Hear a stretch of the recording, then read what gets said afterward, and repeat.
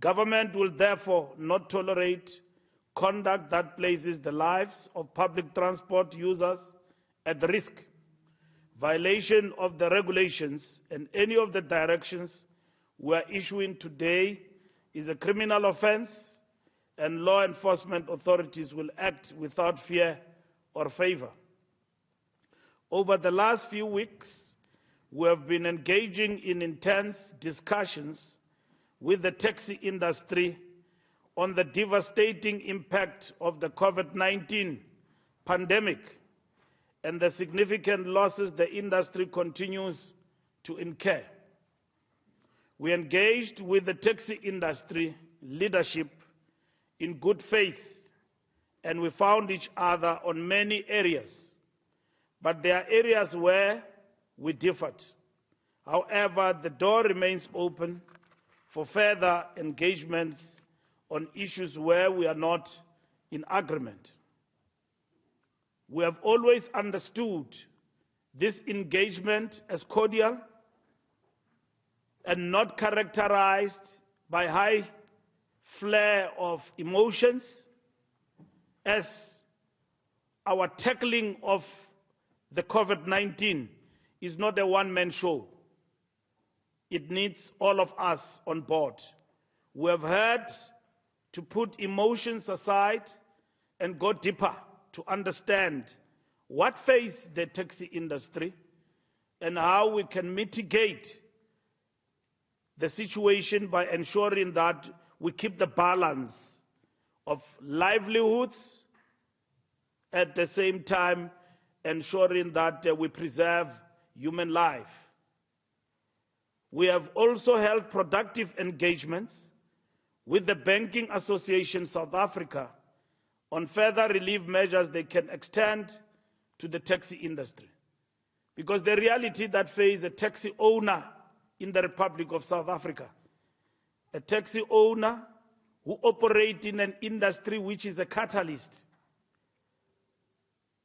of our economy and an important mode of transport, is key in relation to ownership and servicing the debt that the owner owes to that particular banking sector. We are happy to indicate that banks have been responsive to our proposals. We have not been a trade union of the taxi industry to the banks. We acted as an intercede between ourselves and taking up issues that require attention of the taxi industry, to help the taxi industry in particular when it comes to issues of debt and debt relief, and to provide appropriate financial relief. Individual banks have their own procedures and measures in place and will make appropriate pronouncements in this regard.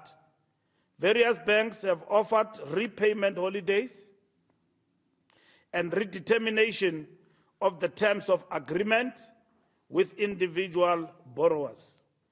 The banks will also in due course communicate their decisions to the borrowers and the public in this regard on their COVID-19 related relief measures.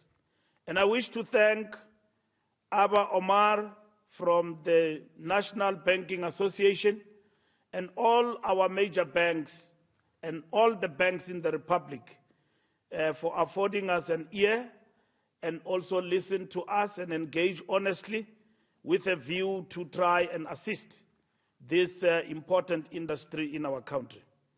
While the rules relating to disinfecting and sanitizing public transport facilities, as well as social distancing, have been in place, we have now placed the responsibility to enforce this squarely on the hands of the owners of each facilities. Equally, these owners may not allow any member of the public to enter their facilities without wearing a cloth face mask, homemade item, or another appropriate item that covers the nose and mouth.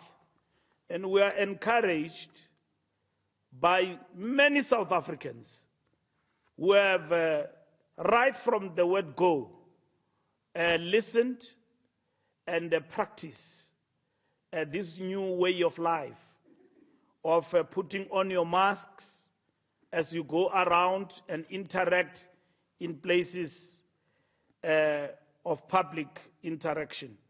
We salute them, for they are not doing it for government. They are doing it for human life and preservation of human life. They're doing it for themselves. They're doing it to contribute to the fight against coronavirus. Similarly, drivers and other employees must wear such face masks or appropriate item that covers the nose and mouth together with a face shield. We know that there are others whom in Zulu we refer to amahlongandlebe. When the nation is moving in this direction, kamakhola ngokubona. They want to see things happening before they can follow into the new way of life. They want to see people dying. They want to see, is this corona the truth, and all of that. We know they are there in our midst. They undermine the law. Whether it is normal and abnormal, they do. We say 70%, they wouldn't load 70%, they wouldn't put on the masks, they will come to work without listening and all of that. But in this instance, there are those who have carried, the torch and ensuring that they oblige and they follow through in terms of the regulations. In his address, President Ramaphosa announced that taxis undertaking local trips will now be permitted to increase their capacity to 100%, while long-distance taxis will not be allowed to exceed 70% occupancy, on condition that new risk mitigation protocols related to masks, vehicle sanitizing, and opening and open windows are followed. So those are strict protocols that come with this decision. This decision have received criticism from our people and different organizations who have met, and we have gone to them. We have been to NEDLAC with my team and explained to them why we have to go through this, and we have engaged as well with health practitioners who have given us their expert view. And in this particular instance, we have had to come to the middle road in terms of what needs to happen going forward. And we wish to thank them also for their participation and for listening to us and engaging with us on this particular matter. To this end, bus, taxi and e-hailing, meter taxis, shuttle services, chauffeur-driven vehicles and scholar transport vehicles are permitted to carry 100% of licensed carry capacity for any trip not regarded as long-distance travel. Long-distance travel refers to any trip that is 200 kilometers or longer. Now, that is in terms of even our law of the country. The National Land Transport Act defines what is long distance, and it says it is 200 or longer. And that is how it defines that. And so long distance in this instance will refer to that in terms of our regulations. Commuter rail is permitted to carry 70% of licensed carry capacity following extensive consultations. Stakeholders, we noted the need to increase on the loading capacity within the public transport sphere. We further noted the need to tighten the mitigation measures linked to the increase in the loading capacity. Consultations with health experts was undertaken, and their additional recommendations in the face of the increased loading capacity were duly considered and accepted and integrated and will be implemented as such.